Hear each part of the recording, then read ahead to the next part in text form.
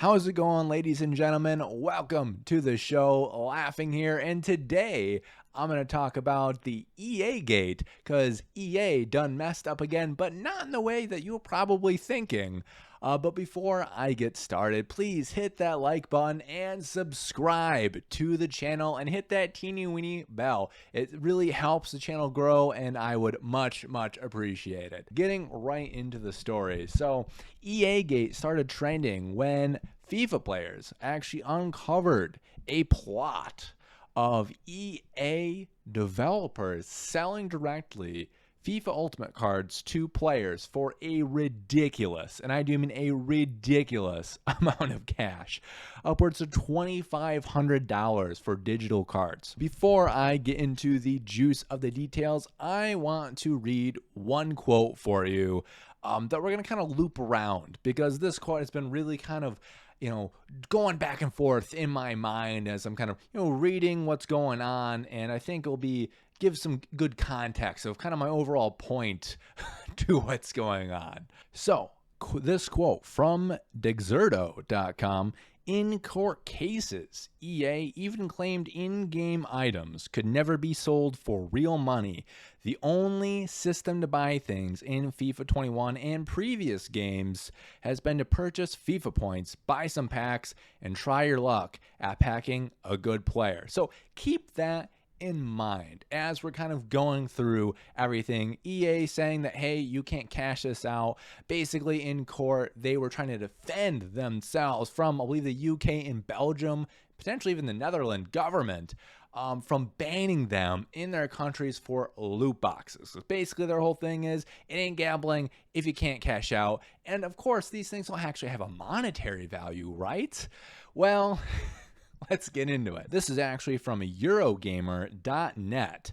Unconfirmed direct messages appear to show a company employee selling icon cards in packages priced at 750 to 1,000 euros. In one WhatsApp message, 3 Prime Icon Moments cards are offered for 1,700 euros. That is a lot of money USD as well. That's like well over $2,000. So 3 cards equate to $1,700 in euros. That is crazy. But hey, of course, according to EA, these cards have no monetary value. All right. And kind of give you some context of what icon cards are. They are the most sought after in FIFA Ultimate Team and are near impossible to obtain through the mode's controversial loot boxes. In general, I'm not a big fan of loot boxes. If it's a free-to-play game, I can kind of rationalize it out. I have played some games in the past that have actually done loot boxes fairly well. I like it when a free-to-play player can still stand up against someone who is paying into the game. That's just how I am. I've played games like Fire Emblem Heroes, where in general, if I really wanted a hero, more than likely I could still get them as a free-to-play player. FIFA is very different though, because Fire Emblem Heroes, as an example, is a game that's been around for a few years now. I think like 2016. However, every year a new FIFA game comes out with FIFA Ultimate, and correct me if I'm wrong, but you basically kind of have to start over. You don't really get to keep the players. So it's kind of like a refresh every year, which is just kind of wild to me. But continuing on here, players are known to have spent thousands of pounds on packs in a bid to obtain these super rare icon cards. EA has been criticized for not revealing the exact probability when the chance to obtain a certain card of a certain quality is below 1%. Basically, they're just like, hey, you want that one player? You want that one player, dude? You have less than 1% chance. What does that mean? It could be 0.999, could be 0.0000000000000000001. Anywhere in between. They're not going to tell you. Of course, over the past few years, FIFA has been under a lot of fire due to the various articles, specifically in the UK, of kids getting a hold of their parents' credit cards and spending literally thousands of dollars on these packs. And once again, these are digital card packs. They're digital goods. They are not real. It's not like going to the store and buying a pack of Pokemon cards that you can hold and keep forever. These are digital goods, which once again is kind of part of EA's whole thing of they have no monetary value.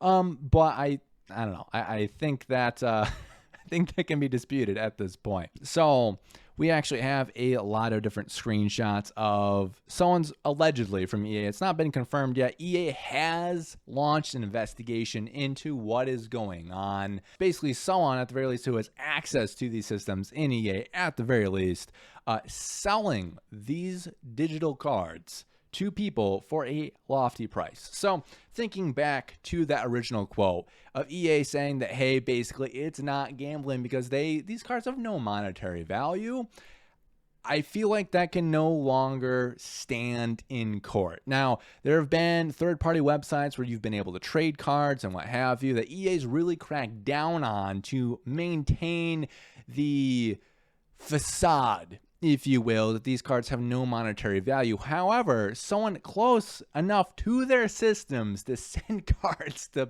paying customers is selling them for over thousands of dollars. I feel like this unequivocally proves the fact that these cards do have an innate value to them and therefore does not hold up in court and therefore do constitute gambling.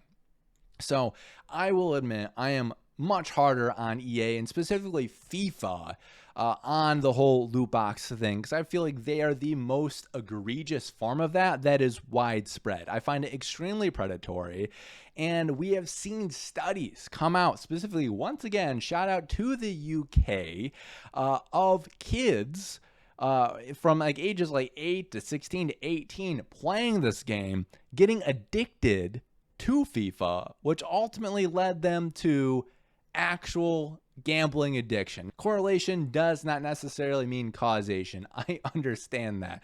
But I will say at the same time, I do feel like this is very gambling-esque. In general, what the FIFA loot box is, it fires the same kind of neurons that you would get normally while gambling.